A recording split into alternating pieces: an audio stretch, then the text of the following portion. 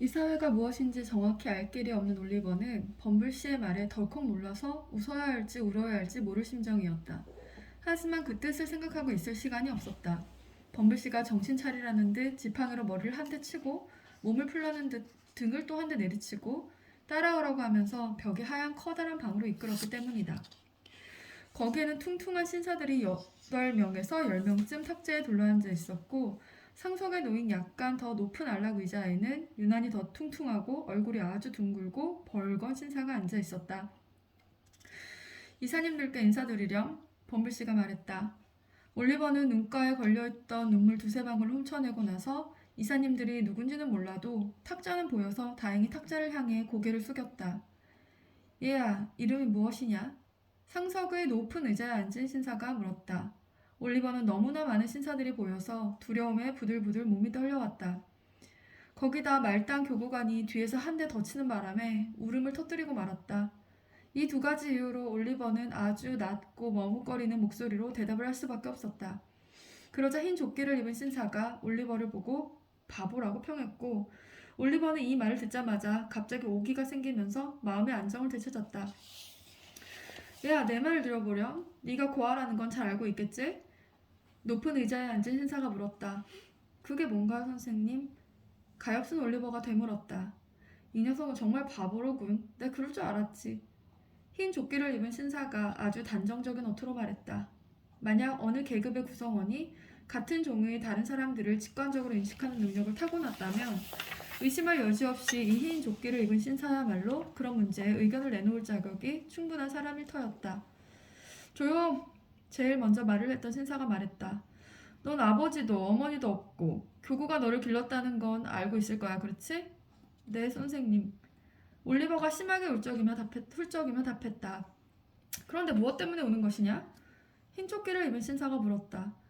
확실히 매우 예외적인 상황이긴 했다. 도대체 뭐 때문에 우는 거지? 매일 저녁 기도는 잘 드리고 있겠지? 너를 먹이고 보살펴주는 여러분들을 위해서 말이야. 기독교 신자답게, 응? 걸걸한 목소리에 또 다른 신사가 물었다. 네, 선생님. 올리버는 더듬거리며 답했다. 이 질문을 한 신사는 무심결에 전곡을 찌른 셈이었다. 만약 올리버가 자신을 먹이고 보살펴준 사람들을 위해 기도를 드렸다면 당연히 아주 독실한 기독교 신자답다고 할 수 있을 터였다. 하지만 아무도 가르쳐주지 않았기에 올리버는 기도를 해본 적이 없었다. 좋아. 너는 교육을 받고 유용한 기술을 배우기 위해 여기에 온 거란다. 높은 의자에 앉아있는 붉은 얼굴의 신사가 말했다. 그래서 너는 내일 아침 6시에 낡은 밧줄이 실밥을 푸는 일부터 시작해야 해. 흰 조끼를 입은 신사가 퉁명스럽게 덧붙였다.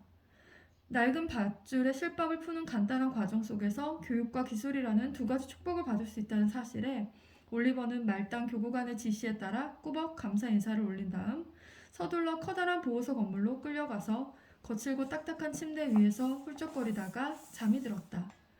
이 축복받은 나라의 자상한 법률에 따른 사례를 어디에서 이토록 고귀하게 보여줄 수 있겠는가? 가난한 자들에게 잠자리를 제공해주다니. 가엾은 올리버. 올리버는 행복하게도 주위를 의식하지 못한 채 잠이 푹 들어서 생각도 못했겠지만 바로 그날 이사회가 올리버의 미래의 운명에 커다란 영향을 끼칠 결정을 내렸다. 결론은 다음과 같았다. 이 이사회의 신사들은 아주 현명하고 깊은 철학을 지닌 분들로 구빈원에 관심을 두게 되자 단번에 깨달은 사실이 있었다. 보통 사람들은 결코 발견하지 못하는 점인데 바로 가난한 사람들은 구빈원을 좋아한다는 사실이었다. 가난한 계층의 사람들에게 구빈원은 공공오락을 제공하고 공짜 술집이자 1년 내내 아침, 점심, 저녁 차를 얻어먹는 곳이니 놀고 먹기만 하고 일하지는 않는 벽돌과 회반죽으로 지은 낙원과도 같았다. 오호라, 이 사회는 다 알겠다는 듯 말했다. 우리가 이걸 바로잡아야 해. 당장 막아야 한다고. 그래서 이 사회의 신사들은 가난한 사람들이 구빈원 안에서 서서히 굶어 죽든가 아니면 바깥에서 빠르게 굶어 죽든가 둘 중에 하나를 선택하도록 하는 규칙을 세웠다. 당연히 이 사회는 어느 누구도 강제할 의도 따윈 없었다. 이런 관점에서 이 사회는 무제한으로 물을 공급받도록 수도업자와 계약을 했고 곡물업자에게서 소량의 귀리를 정기적으로 공급받아 하루 3끼 묽은 귀리죽과 일주일에 2번 양파 하나, 일요일에 둥근 빵 반덩어리를 지급했다. 그 밖에도 부녀자들과 관련하여 수많은 현명하고 인간적인 규정도 만들었는데 여기에서 반복할 필요도 없는 것들이다. 친절하게도 가난한 부부를 이혼시키는 일을 도맡아서 거대한 소송비를 면제해 주었고, 남편이 가족을 부양하도록 강요하는 대신 남편을 가족으로부터 떼어놓아 다시금 독신자로 만들어 주었다. 구빈원과 연루되는 일만 아니라면 공짜 이혼의 부양 의무 면제라는 두 가지 사항만으로도 모든 사회계층에서 구제 요청을 하러 얼마나 많이 몰려들 것인지는 자명했다. 그러나 이사회의 신사들은 해안이 있는 분들이라서 미리 어려운 방지책을 마련해 두었다. 구제를 구빈원 생활이나 귀리주가 때려야 뗄 수 없게 만들어 놓았고, 사람들은 이 사실에 즐겁해 얼씬도 하지 않았던 것이다. 올리버 트위스트가 구빈원으로 옮겨온 후 6달 동안 이 체계가 원활하게 잘 돌아갔다. 처음에는 다소 돈이 들었다. 장의사 비용이 늘어났고, 한두 주일 귀리죽으로 연명한 극빈자들의 쇠약하고 메마른 몸에 헐렁해진 옷을 다시 수선해주는 비용이 더해졌기 때문이다. 하지만 극빈자들의 몸이 말라갈수록 구빈원 생활자의 숫자도 줄어들자 이사회는 상황이 예상대로 돌아간다는 환희에 들떴다. 남자아이들이 급식을 받는 곳은 커다란 석조방이었다. 끼니 때가 되면 방 한 구석에 구리솥을 갖다 놓고 앞치마를 두른 구빈 원장과 아주머니 한둘이 국자로 귀리죽을 퍼서 아이 한 명당 딱 한 사발씩만 제공했다. 다만 특별한 명절날에는 65g 정도의 빵을 더 주기는 했다. 사발 그릇은 따로 설거지가 필요 없었다.